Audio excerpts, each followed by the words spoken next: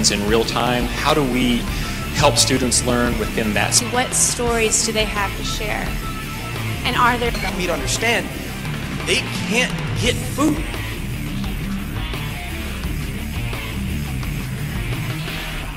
Fourthly, they need to foster a healthy disregard for the impossible. Have y'all ever realized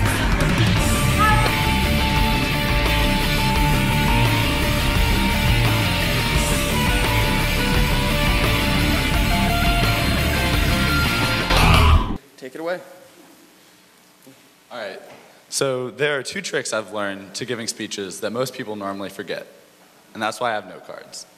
First of all, you need a clever lead into the speech. And second, at some point, there should be minor audience involvement. So if you would, please raise your hand if any of the following apply to you. If you're a teacher, a parent, if you volunteered with youth, or if you are or were a student. Okay, so I guess that's pretty much everyone then. I mean, I was just going to talk to you guys today about mentoring, but since you've all had firsthand experience, I guess my job's done, so have a good day and enjoy the speeches. Okay. Thinking about it, do we all really know about mentoring programs? I mean, sure, we know programs like Big Brothers, Big Sisters improve the outcome of youth, but what does that mean? I mean, what does it mean to improve the outcome of youth? Sorry about that. Sorry, that was the first line. I forgot I had a clicker in my hand. Okay, so the Collins English Dictionary defines mentor as to act as a mentor to someone. So, I mean, I guess you can't really go wrong when you define something using the word itself, right? Luckily, they go on to further define it with to train. But does anyone really know more about mentoring yet? I mean, I don't. So, we all know about these programs, and I guess we now have a definition, but how do they work? Or do they work? And if they work, why? These are the questions I've struggled with for the past 2 years as I've pursued mentoring programs. My first real experience in the mentoring world was my senior year of high school. See, I went to a math and science high school where we were encouraged to participate in a mentorship program in replacement of one class period. These mentorships were essentially year-long, 4-hour-per-week internships, unpaid of course, where we could explore anything from neuroscience to abstract math. And much to the frustration of my math and science school, I decided to spend my time in nonprofit organizations. So as you can see, I was a learner. So basically what I learned from this is that I have an intense passion for philanthropy. I was able to network with some incredible leaders of the nonprofit world and gain firsthand experience that most high school students only dream of. So basically the moral of the story is that this showed me the power of mentoring. And since graduating in May of 2010, I've spent much of my time developing and researching mentoring programs. So, without further ado, this is what I've learned during this past year and a half since graduation. The first thing you need to know is that there are 2 types of mentoring. There's professional mentoring, much like the program I participated in, and there's peer mentoring, much like the Big Brother, Big Sister programs out there. There's a clear divide, as you can see by the white space. This divide we'll talk about later, but for now, we'll talk about professional mentoring.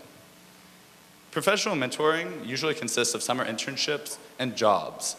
So basically what happens is the student gets to be involved and get real work experience. But what I want to talk about is a more innovative mentoring program that takes this mentorship, this internship, and the job experience to the next level. Introducing Spark, apprenticeships that change lives. Basically what Spark does is they take middle school students and they match them to professional mentors in that child's prospective career path. Basically, they take, going the wrong way with this.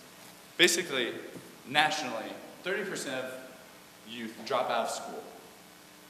Spark takes these students and their alumni graduate 98% of the time. I guess that's not all that impressive when you're looking at schools like the one we're currently sitting in. But what about this? Spark works with impoverished and minority youth. These people come from communities where 50% are lucky to graduate. That means Spark takes these students who society likes to label at risk and underachieving and basically ensures that they will graduate. As a sociology major, I would like to think this can be attributed to the fact that this real-world experience shows these students that what they're learning can be applied, and it gives them value. I mean, personally, I don't always see how what I'm learning in school can be used in the real world. As an aspiring social entrepreneur, I don't really think I'm ever going to need derivatives or integrals, nor do I really think I'm ever going to be able to show someone where the C4 vertebrae of the spine is, need to tell anyone that there are 6.022 times 10 to the 23rd atoms and mole, or be able to recall the Battle of the Bulge in vivid detail. The idea is this: not everything we learn in school is relevant, but a lot of it is. And these students don't necessarily see that. So professional mentoring gives them this real-world experience and ties back a lot of their education to what they'll be needing it for, inspiring them to continue this education. So, professional mentoring works. But what about peer mentoring? Peer mentoring, like the Big Brother, Big Sister programs, essentially match youth to a little bit older, usually college-age students, who basically just hang out with the kids, right? This is more of a role model effect than the guide seen in the professional mentoring. Studies have shown that programs like this increase student GPA and parent-child relationships while decreasing violence, drug and alcohol use, and skipping school. And basically, the most cited research article about Big Brothers, Big Sisters, the improvements were that 46% of the mentor students, the mentor students compared to a control group were 46% less likely to initiate in drug use and 27% less likely to initiate in alcohol use. Not only that, but they were 37% less likely to lie to their parents. Isn't that kind of an odd statistic? These students reported lying to their parents 37% less, but they might have been lying, right? Okay, all right, but in all seriousness, 33% less likely to hit other students. As far as academic growth goes, these students missed half as many school days, enrolled in 0.8 more classes, and earned 0.16 points higher on their GPAs, not to mention dropping out half as much. So basically what happens is these peer mentors act as role models and support systems that many at-risk homes lack. So peer mentoring also works. So as teachers, students, and volunteers, we all already knew that mentoring worked. So I guess I just wasted all your time. But not so fast. There are issues. For example, Spark boasts about being able to match a mentor to a professional for only $1,000. But you're probably thinking, why should we have to pay for a child to be mentored? And the issue is, and the lack of professionals who are willing to mentor without compensation. Furthermore, organizations like Big Brothers, Big Sisters has an issue with consistency that they've tried to solve by writing policies like you have to dedicate at least to hang out with your youth once a week for an entire year. But this leads to a lack of mentors in both organizations. So this is the part of the talk where I can either leave after giving you some research findings and presenting about a social issue, and hopefully you're all thinking like, that wasn't that bad. Or I can risk it all, go for broke, and hope you like innovative idea number 2. And in case you forgot, innovative idea number 1 was where I walked away. Pretty awkward, right? So I'm a bit of a gambling man myself, so I'm gonna go ahead and give you innovative idea number 2. I promise not to walk away this time. Introducing the idea of combining peer and professional mentoring. Now that just seems obvious, right? Like that wasn't innovative at all. I present as if it's gonna be this grand idea, and then I state the obvious. Well, here's the thing. In all of my research, I have yet to find a program that combines these two areas. So, what would it look like? The idea is this. You connect at-risk youth to a college student studying and pursuing a degree in that youth's field of interest. You then connect both that youth and the peer mentor to a professional mentor working in the field. And what this does is this provides not only the ability for the youth to look into the working world, but also see how to get there. It gives the youth not only the destination, but the path.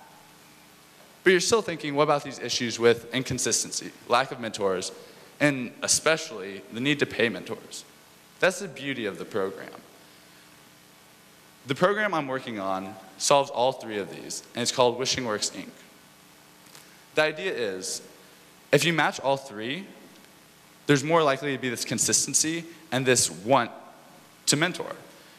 College mentors want to be more involved because they too get matched to the professional. This allows them to also network and gain real-world experience. So you help two youths now. Now, you're wondering about the professional mentor. How can you possibly see anything in it for them? And the idea is this. They now have a recruiting pool. Their companies and themselves can now talk to these youth who are pursuing degrees in their field and will graduate in a couple of years and recruit these talented youths to work for their companies. So essentially, both problems are solved.